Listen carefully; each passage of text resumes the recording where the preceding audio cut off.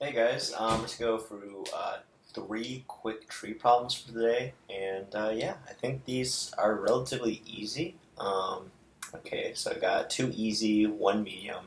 I'm gonna just try to finish them quick. I'm doing these in order to prepare for an interview I have today, so just get the my mind prepped for the types of questions I'll be answering. So let's go first. Lowest common ancestor binary search tree. Given a binary search tree, find the lowest common ancestor of two nodes in BST. According to the definition on Wikipedia, the lowest common ancestor is defined between two nodes P and Q as the lowest node in T that has both P and Q as descendants, where we allow a node to be a descendant of itself. Okay, given a binary search tree. Okay, so for this, I think you can just you have a choice between iterative or recursion. I usually just find iterative a little bit easier to understand. So for that, let's see. I think you can just do comparisons for each one of these.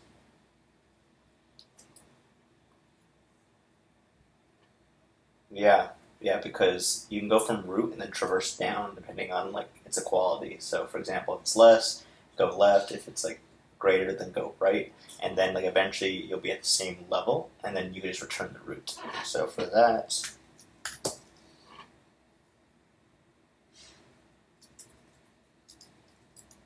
let's see.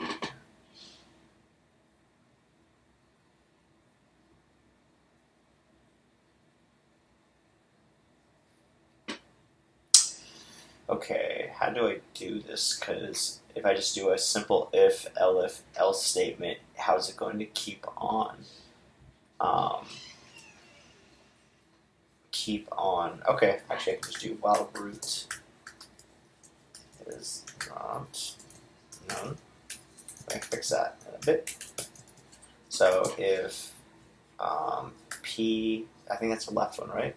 Yeah, p dot val is less than root dot val, which is less than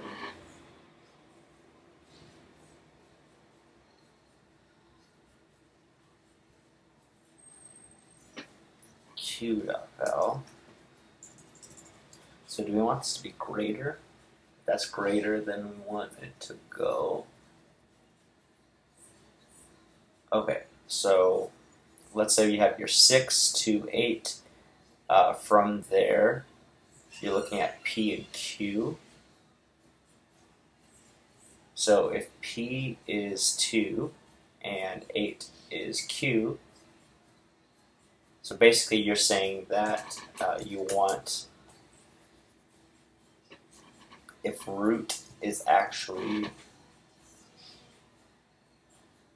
greater than Q dot val, let's see, then you want to do the opposite condition, and then I'll put that there, and then else you just want to return root.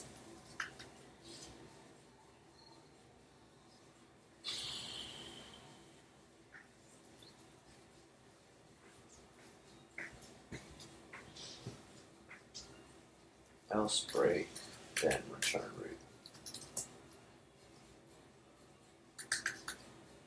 Okay, so instead of 2, 4, okay.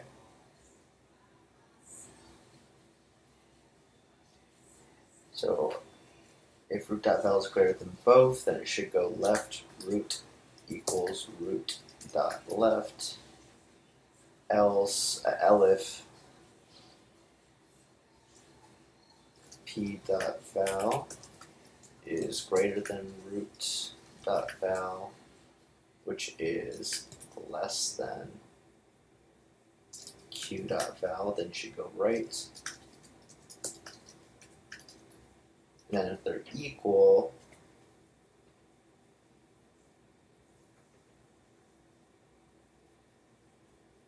oh, not root dot left, root dot right. Let's see. So while root is not none, if p dot val, in this case 2, is less than root dot val, which is 6, and 6 is greater than 4, then go to the left. Another case, if p dot value is greater than, so let's say you have 7 and 9, if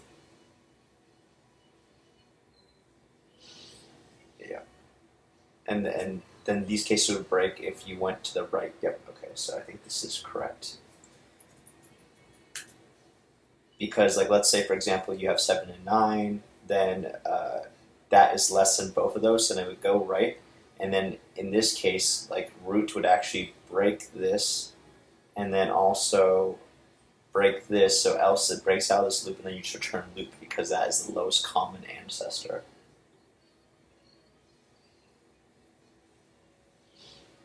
Oh, and I forgot to add a colon, which is very important to include, obviously.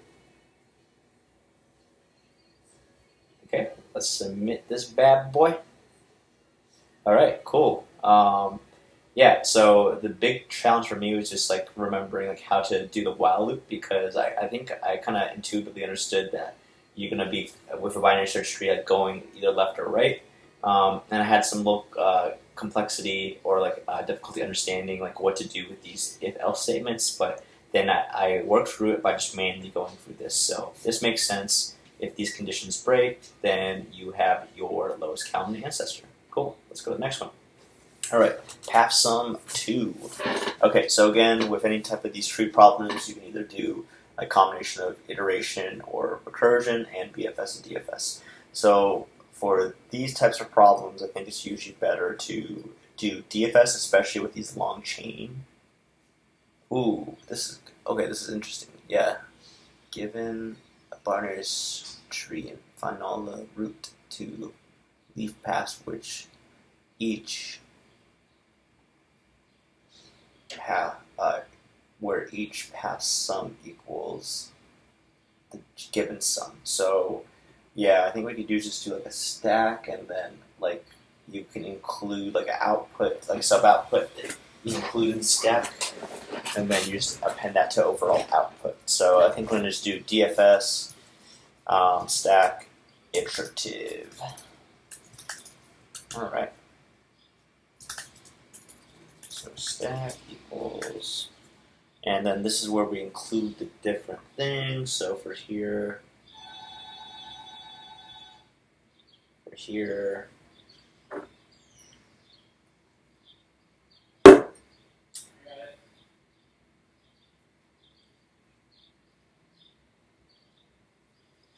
so we can have root equals root. And then for this, then you have your sub outputs.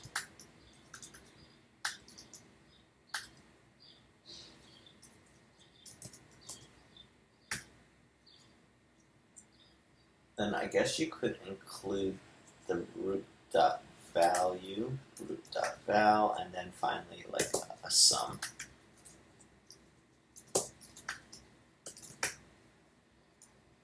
And then I don't use equal signs, I use colons because I'm creating an object. Okay. While len stack. So from here, you pop cur equals stack dot pop.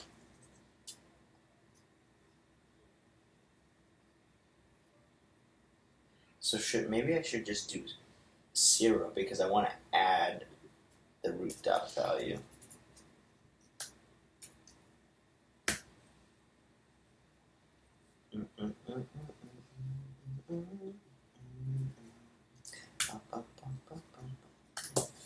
Per sum.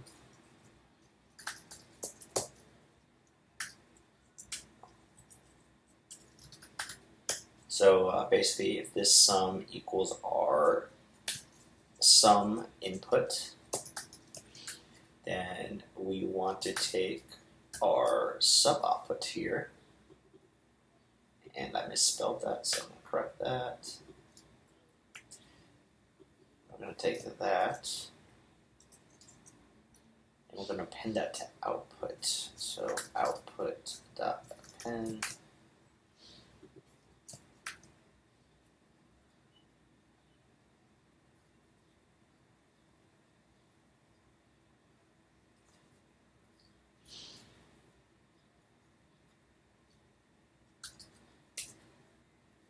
So from here, if per root is not none, then we could add our specific left and right values. Okay. If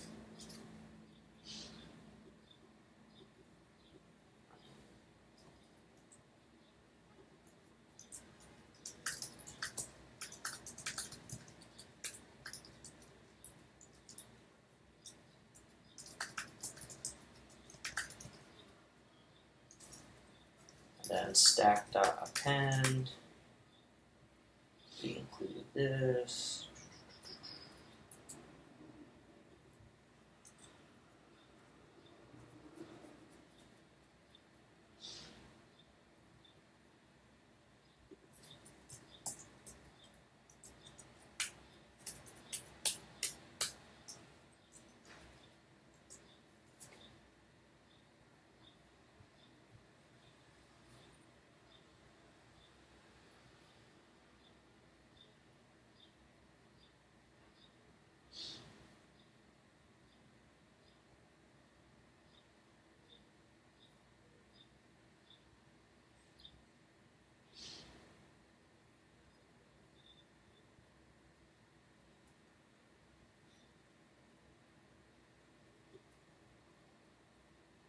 I don't want it to be late, so yeah, let's do root.value.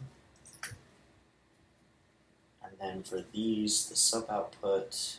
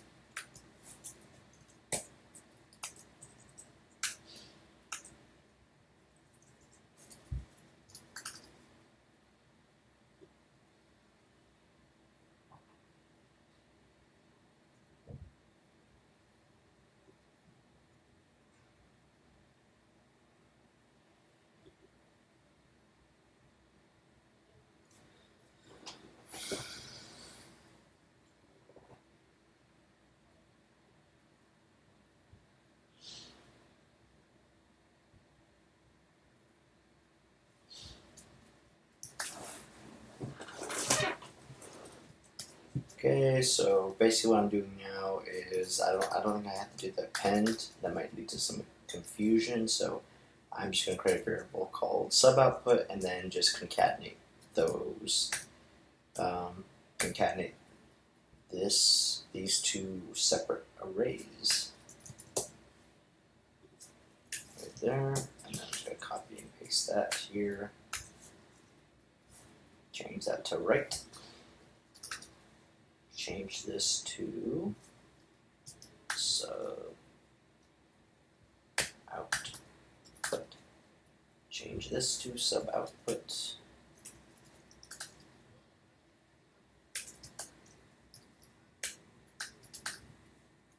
Sum equals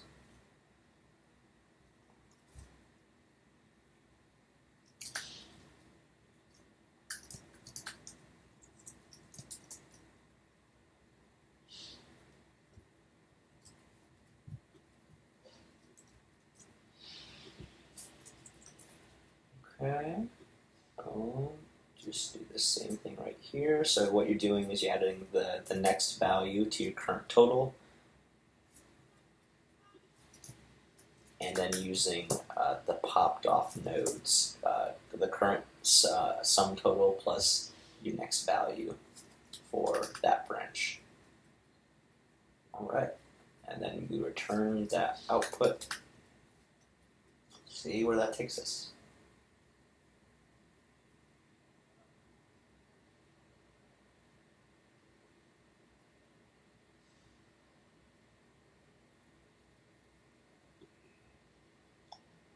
So, oh, okay. And I have to put this value in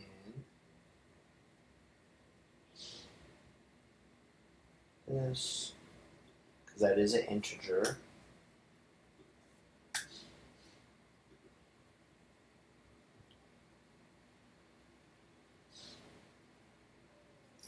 Okay, let's see what this returns.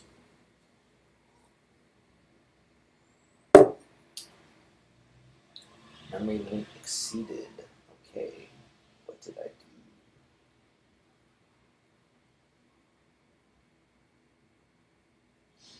Okay, I'll have to go back to this one. Let's go to maximum depth of binary tree. So I think you just do like a simple DFS here. So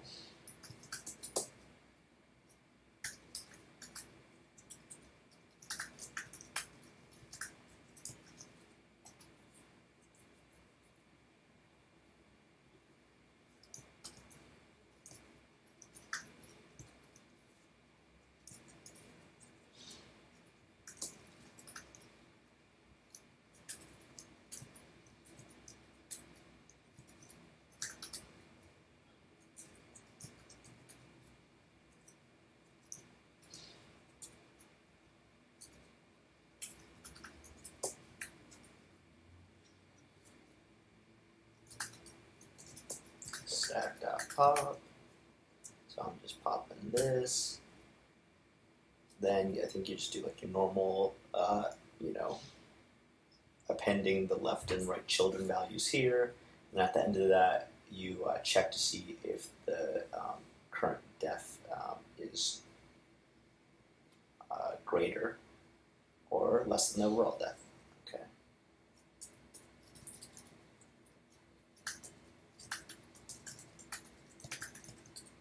Okay, if curve dot left is not none, curve dot right is not none, stack dot append.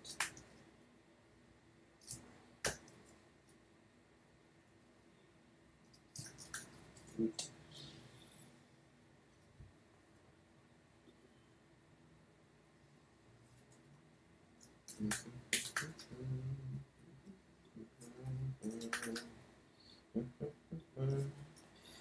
Okay, blah, blah, blah. Add this, curve dot root dot left, and then what you add for the depth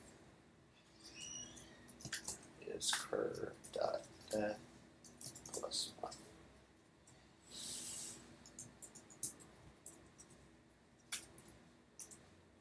From there, then you can take the current def right there. So if curve dot def is greater than def equals curve dot def.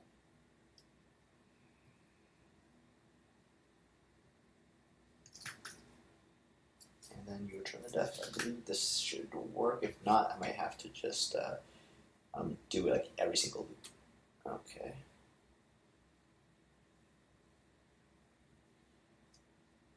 Alright, I might just have to access this way. It's annoying.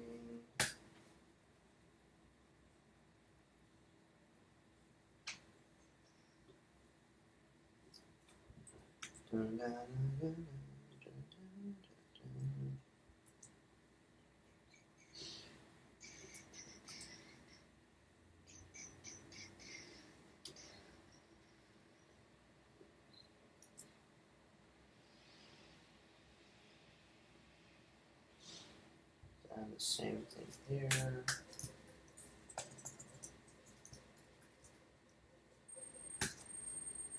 Just copy this.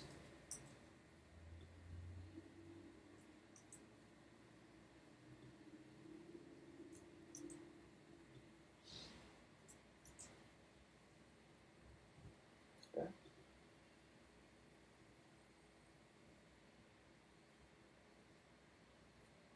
Yep. Missed that bad boy.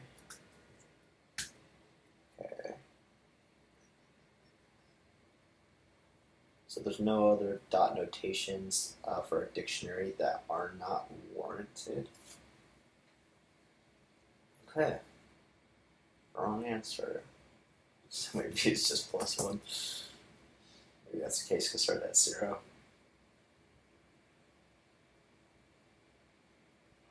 And let's see how much that things that I passed. Oh, okay, perfect. So we just have to do the simple.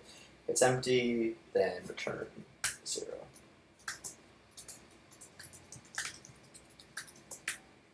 Boom. Nice. Okay. All right. Let's see. Memory limit exceeded.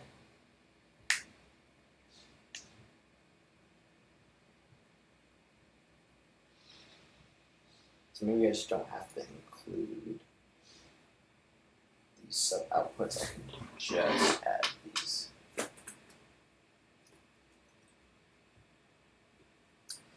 Node does not look the best, but it makes it cleaner.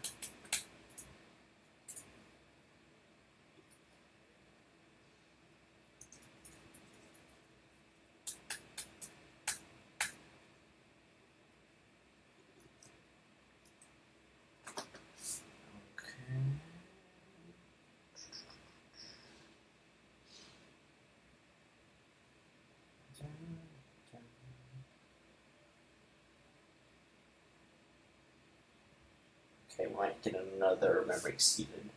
I have to look into this.